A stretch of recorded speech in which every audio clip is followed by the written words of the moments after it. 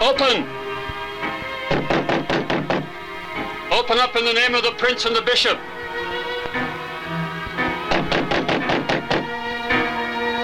Hurry up, or we'll drag you off as suspected Anabaptists. I'm sorry I'm so slow, but I'm about preparing the evening meal. Would you join us for what we have? You're most welcome. By order of the prince and the council, all known and suspected Anabaptists are being driven out of this territory.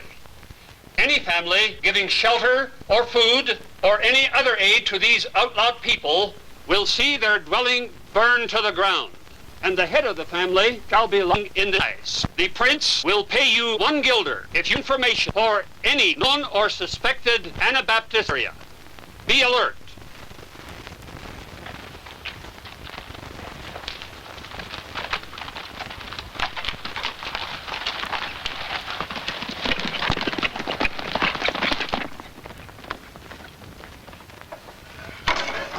They're gone.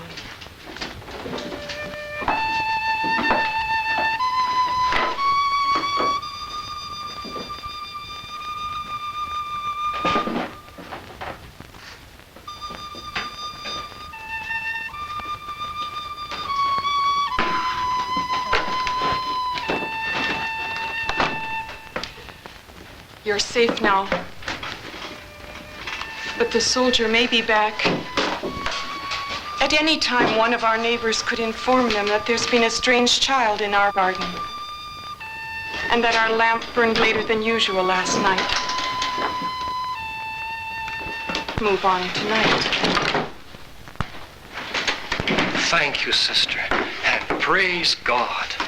Come now, let us fellowship together with our food.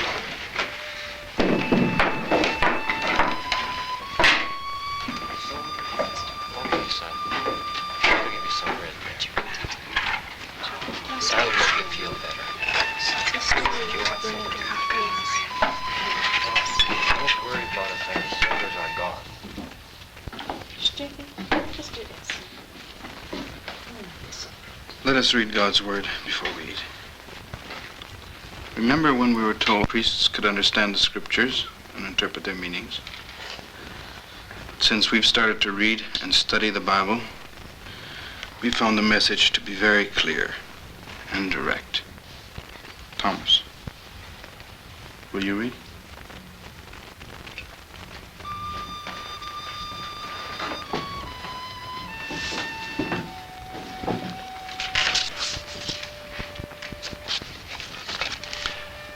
I'm going to read from the Gospel of Matthew.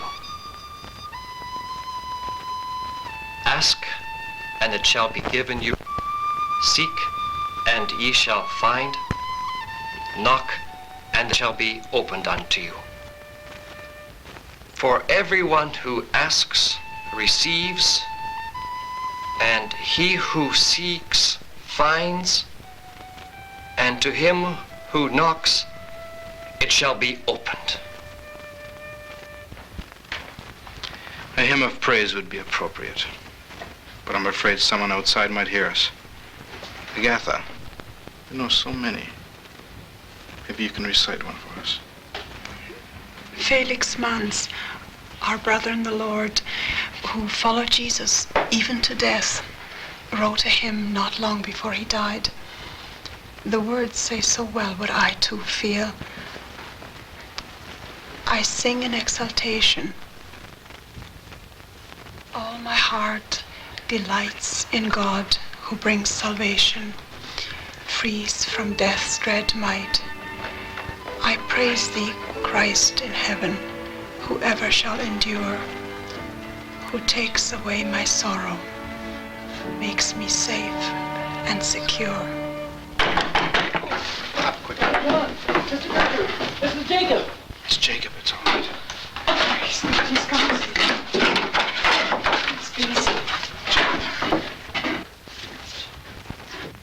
You're with us. Welcome, Brother Jacob. Welcome. God's grace is protected. I've just come from Augsburg. The soldiers and their informers are everywhere. There were rumors this morning that some of our people were caught and will be burned at the stake in the marketplace tomorrow if they do not recant. Let us ask for grace to help them in their time of need. But Jacob, you must be hungry. Come and eat with us.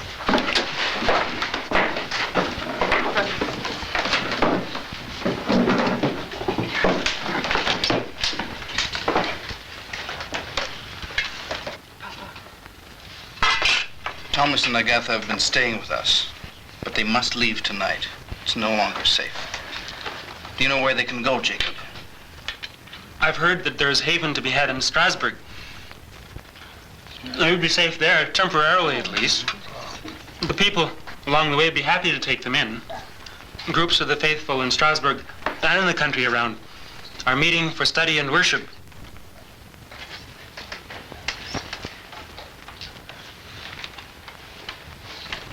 I am here, a man involved in the birthing of a movement. You will see me too, in the childhood, the adolescence, and the maturity of that movement, which will never die. I am one face, one voice, representing thousands, maybe millions over 4.5 centuries. Right now, though, I am concerned that soon my family too will be forced to move, like Thomas and Agatha. Our neighbors have already asked why we have not brought our smallest child to the baptism in the cathedral. We believe that baptism is after a person has made a voluntary decision to become a follower of Christ. They call us Anabaptists in derision because we have been rebaptized as adults after confession of faith. Our newfound freedom in Christ, our joy in following the Lord, our belief that every believer is a priest in God's sight, and our interest in the scriptures have not pleased either the Roman Church or the followers of Zwingli and Luther. They accuse us of having gone too far, saying we are heretics. But they have not gone far enough, Zwingli and Luther. For that conviction, many of our brothers and sisters have had to pay the ultimate price of disobedience, death. Michael Sadler, you and your adherents are charged with acting contrary to the mandate of the Emperor. You have despised and condemned the Mother of God and the saints. You have taught and believed that infant baptism does not conduce to salvation. You have declared that men are not to swear before the authorities. You have left the priestly order and married a wife. And you have said that if the Turks should invade this country, no resistance, no opposition is to be offered them. The evidence has all been presented and the charges reread. It were well, Michael Sattler, had you never been born. God knows what is good. You arch heretic, you have seduced these pious people charged here with you. Only they would now forsake their errors and accept grace. Grace is from God alone. God alone is my judge. Judges, are you ready to present your verdict?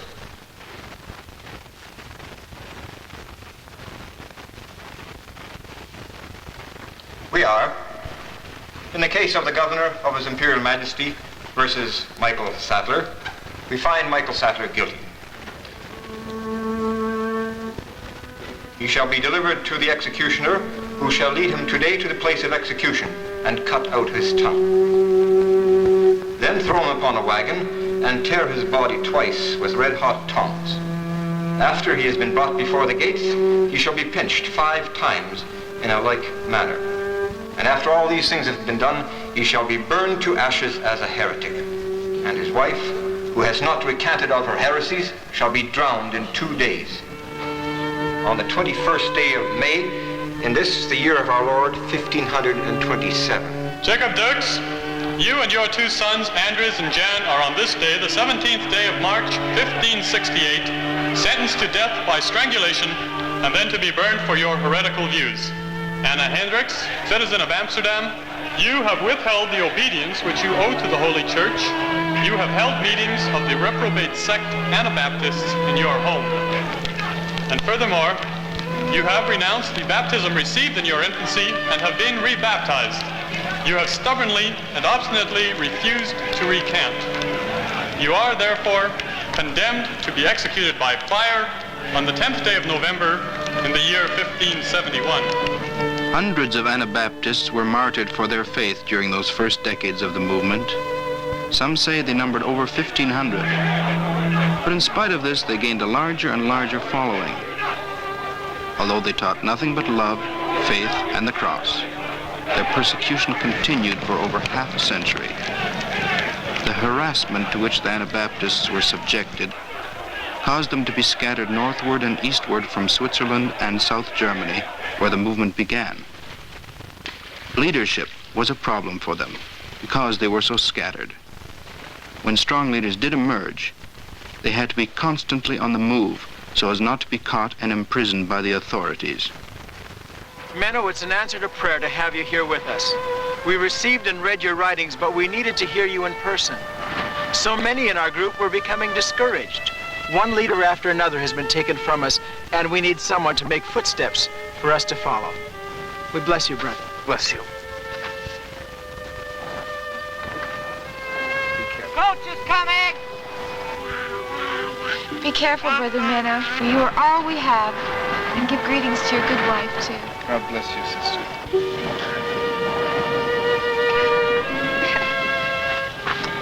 It has been enriching for my soul to be with you for these past few days. God willing, I will come again. But you also must be careful.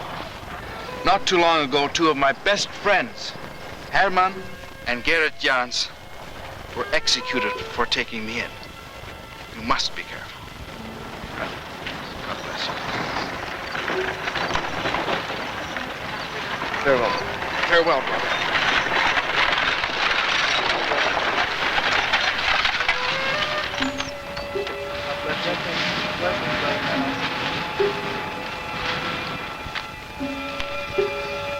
Coach is full, driver. Does that mean I can ride up there with you? Come on up. How far are you going? I wish to get off at the road to Leuwarden. Wait. It's always been a dream of mine ever since I was a little boy to be a coach driver. Perhaps you'd let me take the reins. You'd probably run us right off the road into the bush.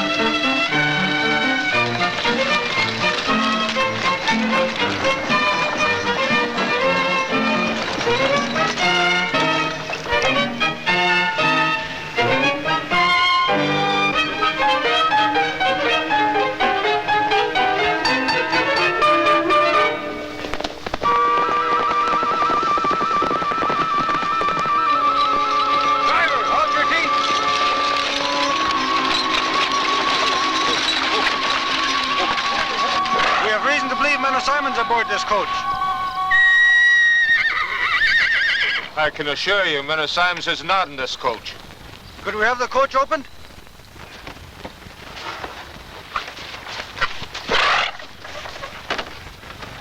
These men say Menno Simons is in here. No, he's not here. He's not in there. I will have a look for myself if you don't mind.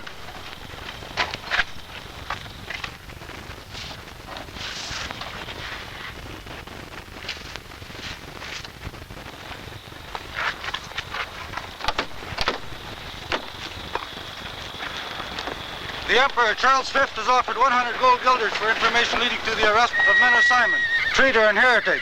Keep that in mind. Yes, we will.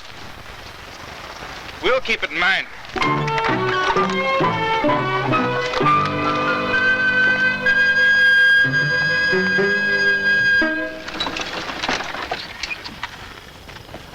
have enjoyed your company and your words.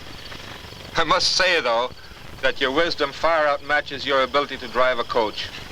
Good day, my friend. Good day to you too, my friend. The reins are yours. Thank you. May God be with you.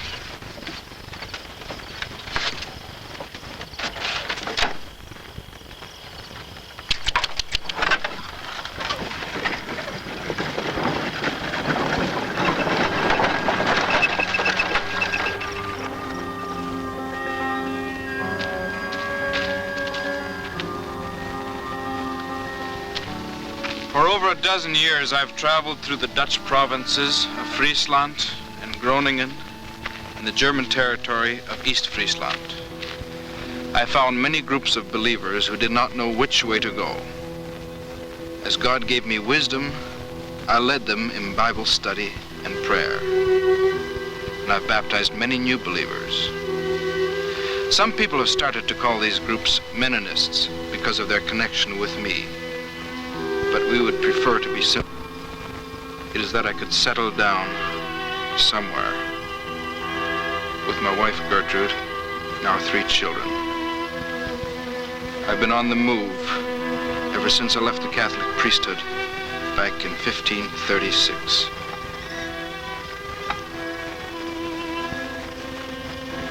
I wish we could settle down somewhere and have a place of our own where I could write, plant a garden, and where we could sleep through the night without having to flee from our pursuers.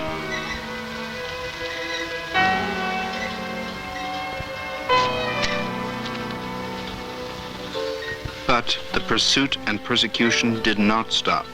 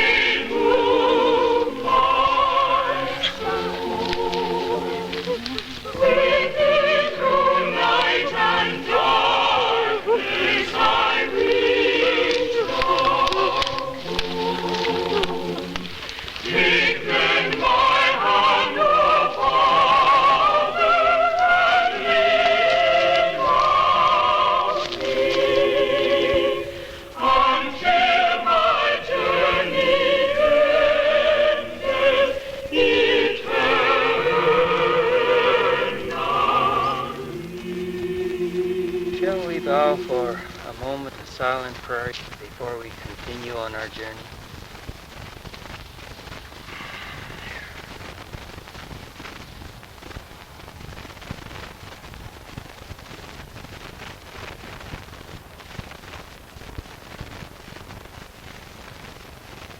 For the next 300 years, Menno's people were pushed farther and farther eastward by their persecutors, from the lowlands to Germany, to Danzig, and then to Russia, where they grew to 50,000 in number.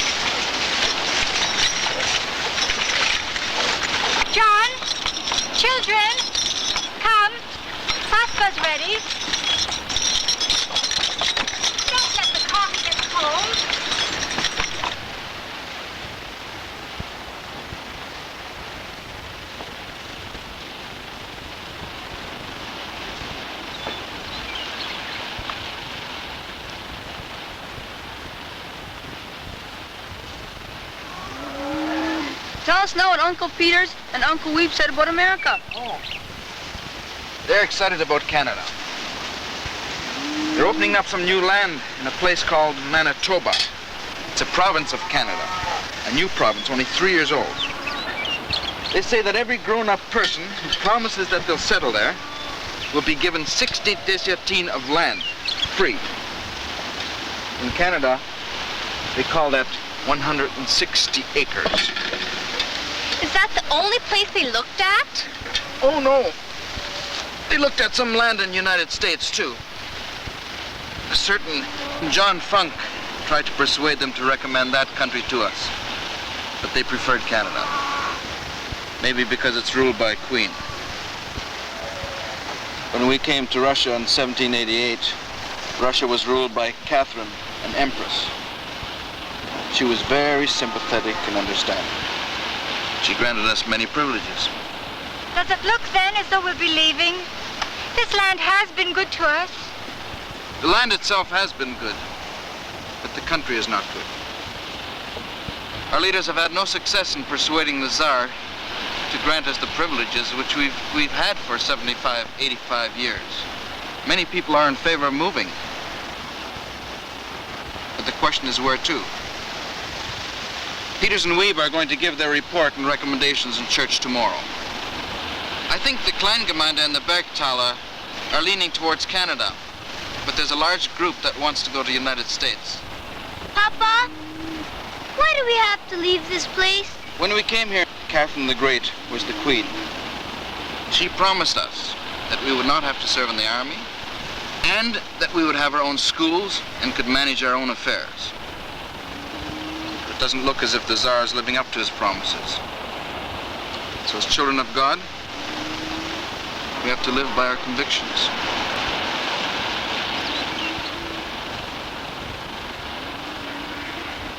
There's not enough land here for everybody. Some people are having trouble getting farms of their own. So we have no choice but to leave, find a new one. We're hoping that in Canada there'll be enough land for everybody.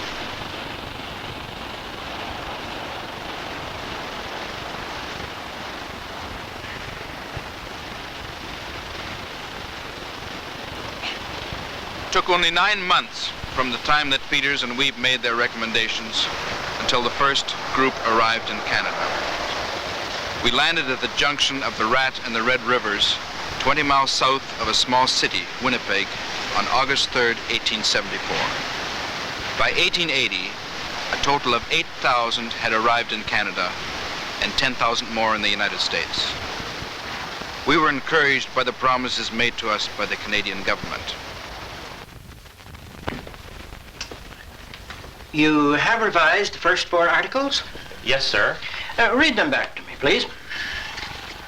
I, John Lowe, Secretary of the Department of Agriculture, state to you in reply to your letter the following facts relating to advantages offered to settlers and to immunities afforded to Mennonites.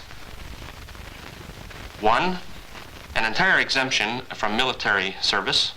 2. Any person who is the head of a family or has attained the age of 21 years shall be entitled for 1/4 section or a less quantity of unappropriated Dominion lands for the purpose of securing a homestead. 3. A reserve of 8 townships is for the exclusive use of Mennonites. 4. Should the Mennonites' settlement extend beyond the 8 townships, other townships will in the same way be reserved to meet the full requirements of Mennonite immigration. Yes, that is better wording for those 4. The others I have already approved, but I would like to add something to the 10th article. 10. The fullest privileges of exercising their religious principles is by law afforded the Mennonites without any kind of molestation or restriction whatever. Yes. And now add the following. And this privilege extends to the education of their children in schools. The Canadian government discovered only later that it did not have the right to promise us our own schools. This misunderstanding was to be the cause of much trouble. The bushland and the stony soil east of the Red River did not appeal to some of the settlers.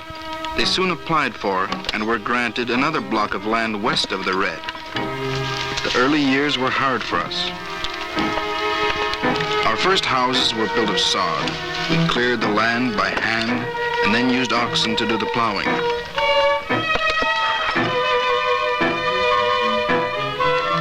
Food was scarce the first winter. The first crop years were almost total failures.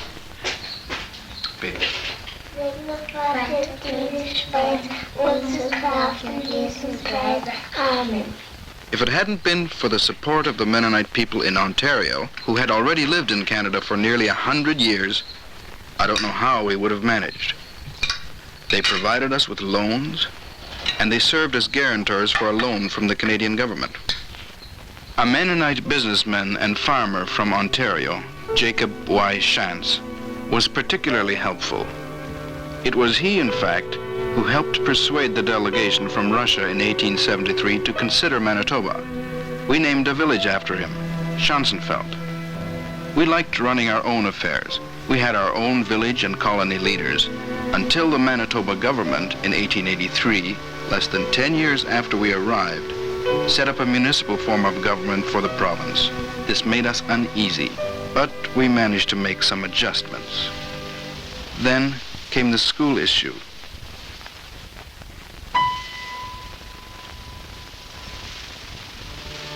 Trudy Brown, Henry Fair, Andrew Hildebrandt, Henry Hildebrandt, Jake Jansen. When the school year's over in a few weeks from now, I'll have marked 45 students absent for a period of 202 school days. They're all attending private school in that log cabin over there. And it's all because of opposition to a decree issued by Premier Roblin just last year, in 1907, that the Union Jack must be raised at public schools every day. The Mennonites in this district feel that such patriotic exercises nurture militarism. They don't want any part of it. They feel that the flag is a military emblem and the thin edge of the wedge which will lead to the loss of their military exemption. I'm a Mennonite too. I come from what is called a more progressive group, but I must admit I've had some second thoughts about the flag issue myself this last winter. It's not the flag itself. It's a threat to our having our own schools. That worries me. Step by step, the provincial government made it more difficult to continue the Mennonite private schools. It established higher requirements for teacher qualifications and curriculum demands that the Mennonites were not ready to accept.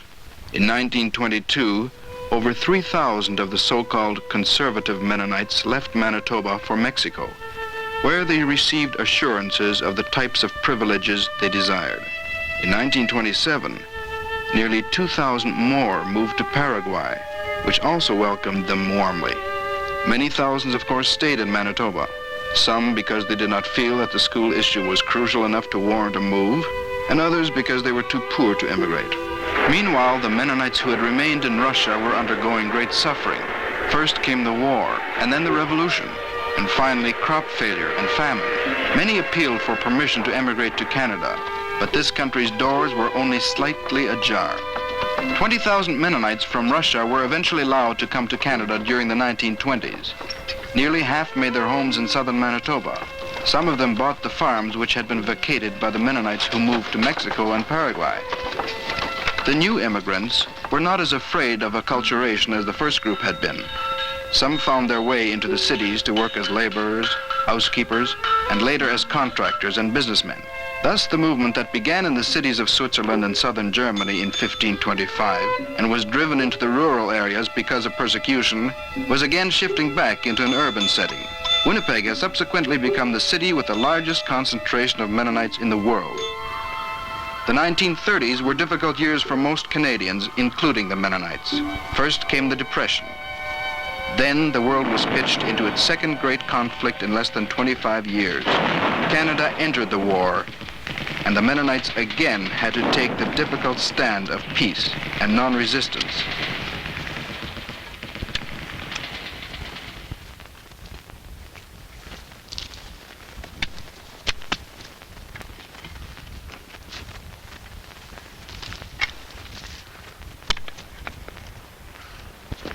What's the use of this? How are we helping our family, our church, our country by being stuck away in the wilderness? You know, my father isn't well enough to run the farm properly. Hitler's overrunning Europe. Next he'll have his eye on Canada. And here we are, stuck in this wilderness, planting these dumb trees. You know, they're poking fun at us for being conscientious objectors. Conchies, they call us. Alternative service. Well, useless service, I call it. I agree with you, Henry. It's not easy. Most of us are away from our families for the first time. Naturally, I'd much rather be at home. All the comforts and the home cooking. But I'm still convinced that we're doing the right thing. Yeah, but we've been planting so many seedlings here, they're starting to grow up from between my toes. But just imagine what this area will look like 30 or 40 years from now. Why couldn't we join some non-combatant units in the Army? Healing wounded soldiers makes a lot more sense to me than planting these dumb trees. It does make sense to some Mennonites. The ones who came from Russia 15 to 20 years ago. They've decided to serve in the medical corps. To most of us, such participation is not in keeping with the Bible's teaching on non-resistance. If we cooperate in any way with the Army, we're compromising our beliefs. Okay.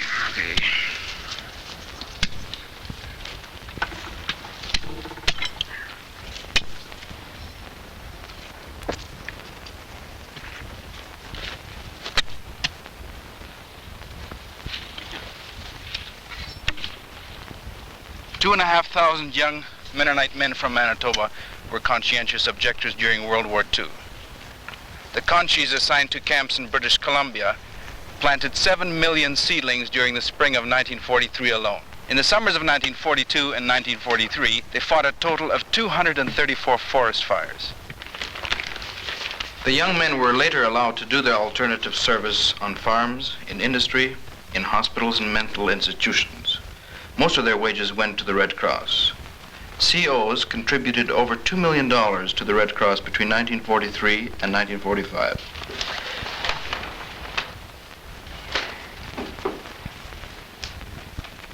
However, several hundred young men from Mennonite homes in Manitoba did join the armed forces. Some churches excommunicated persons who joined the army.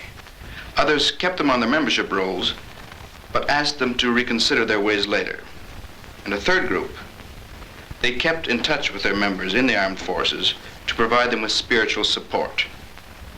The class reviews on this question left its mark on Mennonite churches and families.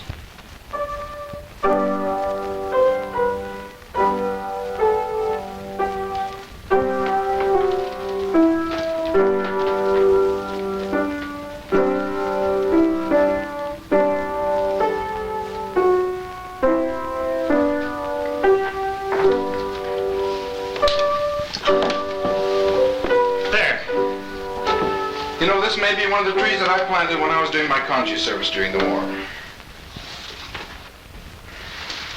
I was hoping we'd get through this Christmas without opening a family debate on that old topic. Listen, Neil, I didn't mean it that way.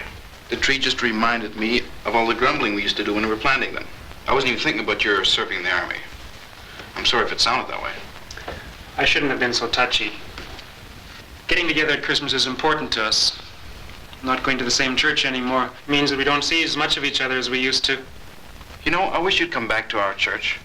We need your type of enthusiasm for Christ. Getting the cold shoulder like I did when I got out of the army still sticks in my mind. They wanted me to ask them forgiveness and to recant in a way. Just couldn't do that, honestly. I can understand why you joined the Baptist church. Maybe our church was too unforgiving. But the question is, how do you safeguard a principle which you feel you can't compromise? A principle for which other people before you have been persecuted, uprooted, and even executed. I imagine the church leaders wanted to be redemptive, but I think they were afraid of opening the door to a watering down of a principle which has always been very vital to the Mennonite people. Non-resistance is a part of the gospel, after all. It's not just a little extra that you can take or leave. Of course, we don't have a monopoly on the gospel either. And I really do respect your work in Christian worship in the Parkside Baptist Church. There are still things in the Mennonite church that I miss. Cultural heritage, for instance. That gives a good root system. I guess I still think of myself as a Mennonite, even though I am a member of a Baptist church. Can we open the presents now? Okay, Barbie.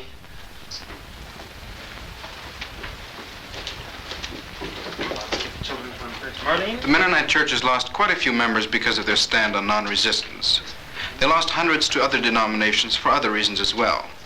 Some felt that the German language was being phased out too slowly in the worship services and Sunday schools. Others left because they preferred more warmth and enthusiasm than the traditionally reserved Mennonites showed. Others felt uncomfortable with the Mennonites' use of the Low German dialect, their reluctance to mix with people from other cultural groups, and their gathering together in separate communities. For still others, the Mennonites' moral and ethical standards were too restricting. John. Oh. Take it for the last. You guys have been looking at this for a while, haven't you?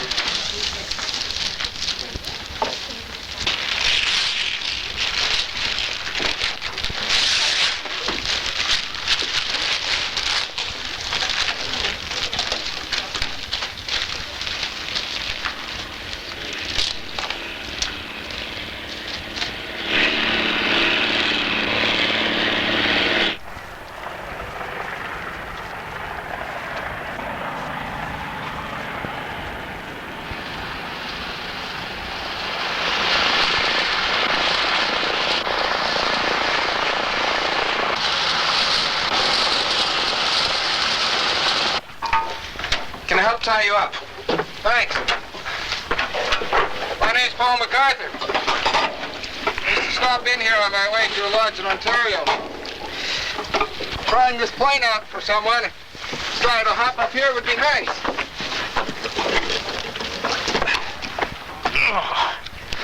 Hi, I'm John Fast. I operate the Ponagassy Trading Post. Glad to meet you, John.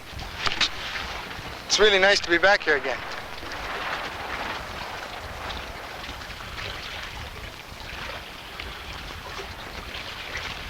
Are the Vic Funks still here? No, they're not. Vic and Norma went back not too long ago. The church here has developed some excellent leaders, so they thought the group would move forward best if they didn't have resident missionaries. Listen, will you have time to eat with us? Oh, I don't know. I got to get back to Winnipeg before nightfall. Thank you, but I don't think I can. Well, that still gives you several hours. Mary was just setting the table when he heard your plane.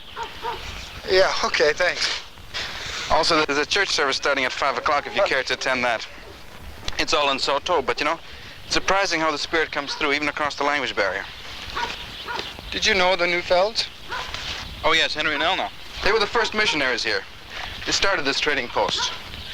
A few years ago, the people here had to travel 10 miles to Little Grand Rapids to do all their buying.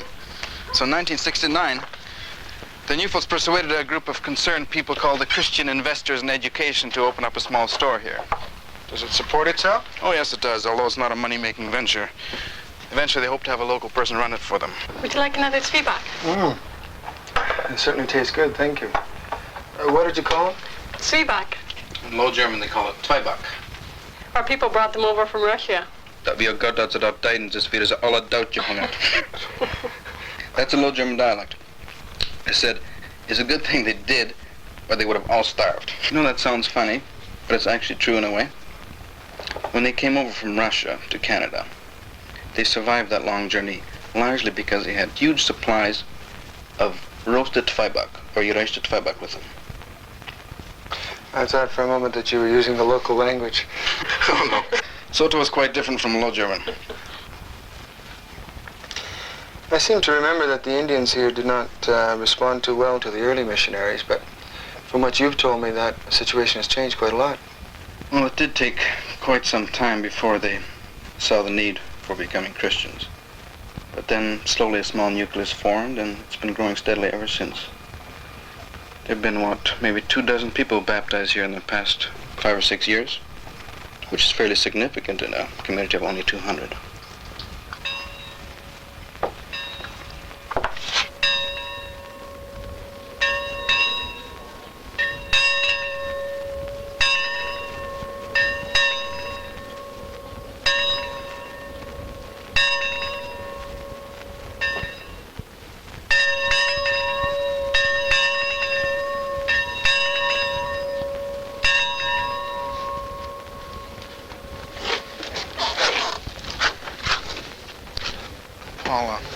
I should warn you, they usually ask guests to bring greetings and to say a few words to them. Jacob Owen, he's one of the leaders. He'll translate. He understands English. Yeah, well, I'm not a preacher, I'm a pilot. Can you drive a team of horses? Now, what are you getting at? Sorry. I was just thinking about you steering an airplane. Somebody else driving a coach and horses. What you could say to them in there.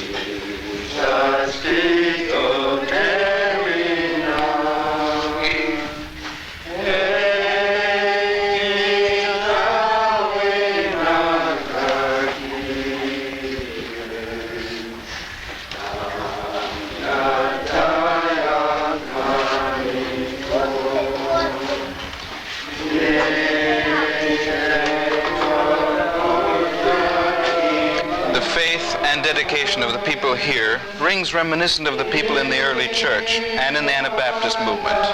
They have a hunger to know and to do God's will. Tomorrow, the men from this community will leave for a nearby lake to begin the annual wild rice harvest. The Christian men will work alongside the men who are not. They will help each other, and when the harvest is over, they will share in much of the bounty. Perhaps the Mennonites can relate so well to the Indians, partly because both groups know what it is to be a minority group in a sometimes hostile settings. Mennonite community workers and pastors are working with a good degree of effectiveness in nearly a dozen Indian and Métis communities in Manitoba.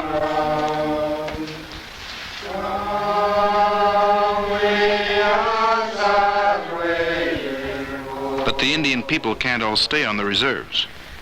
Many of them are flocking to the city for work, for education, for an opportunity to find their niche.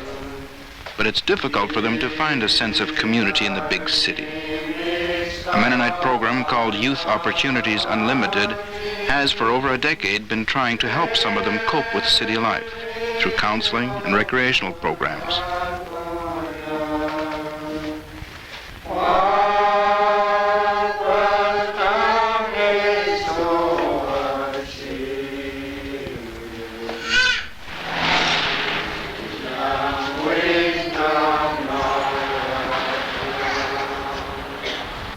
The Mennonites haven't restricted their outreach to their own province.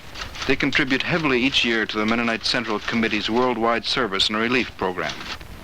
Nearly 100 people from the province are currently serving under MCC as volunteer teachers, agriculturists, nurses and doctors, technicians, and a whole range of other capacities.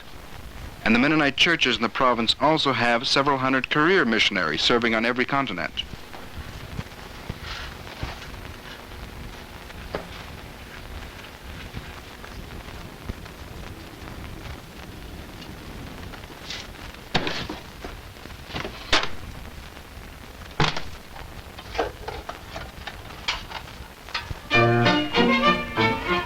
Even though some Mennonites have been deeply suspicious of education, schools have been one of the Mennonite Church's strongest pillars. 8 Mennonite high schools, Bible institutes, and colleges are flourishing in Manitoba now. Of these, the Mennonite Collegiate Institute in Gretna, which was founded back in the 1890s, is the oldest.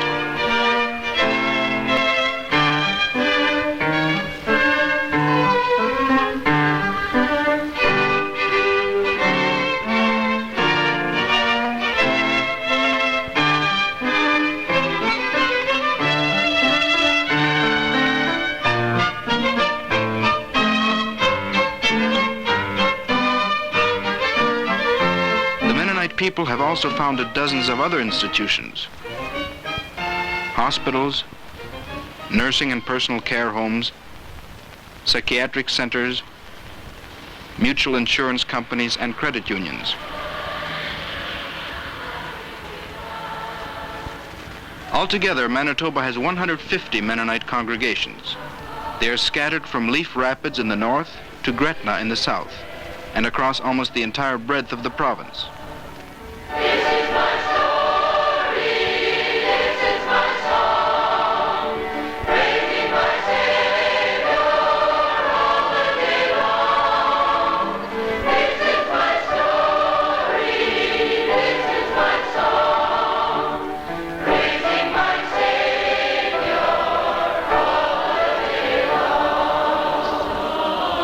Observers may get the impression of homogeneity when they read and hear about Mennonites, but they contain a wide range of viewpoints and backgrounds.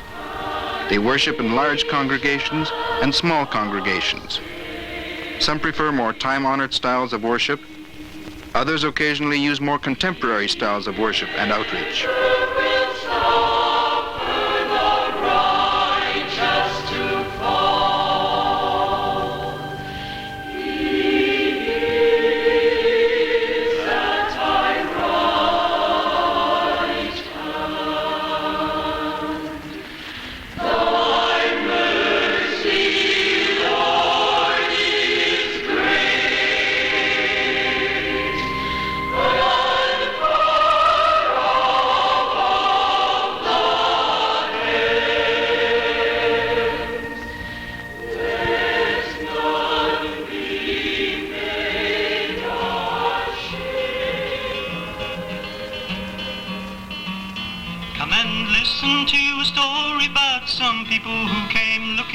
Some places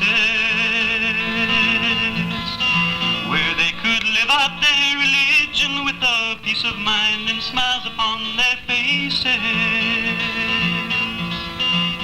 Come and listen to a story about some people we all know who rode the coach to Manitoba, pulling Menno Simon's reins to clear the road.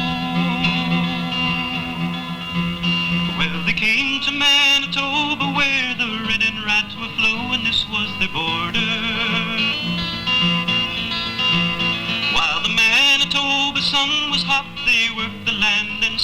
crofts for winter.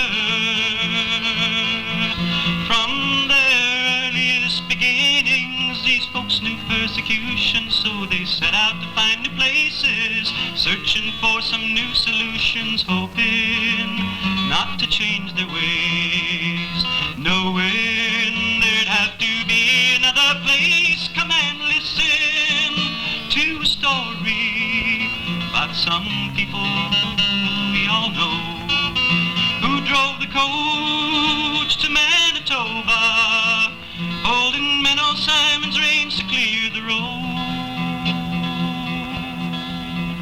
When the pioneering days got rough, they looked to God for help and consolation.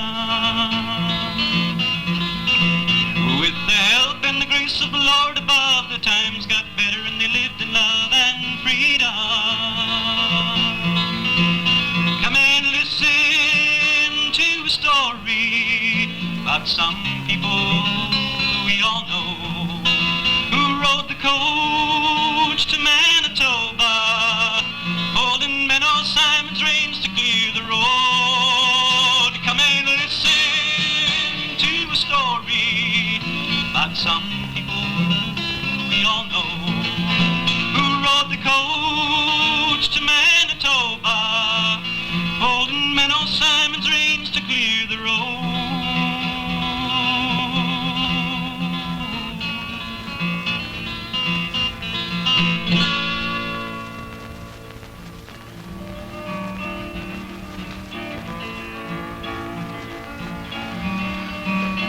The Anabaptist Mennonite movement has had its peaks and valleys over the past 4.5 centuries. But many times when the low points came, God raised up new people of faith and perseverance to rekindle the light, to take up the reins once held by Menno Simons. Sometimes these were young men and women. Sometimes they were people only recently added to the Mennonite fold. And sometimes the inspiration came from other denominations and groups. I am the face and the voice of them all. I have one name, John. But I am more than one in the worldwide family of over 500,000 who hold the reins of Menno Simons. I am the Mennonites of Manitoba, the descendants, the inheritors of 4.5 centuries of faith, work, courage, perseverance, steadfastness, and devotion to God, and reaching out to all mankind.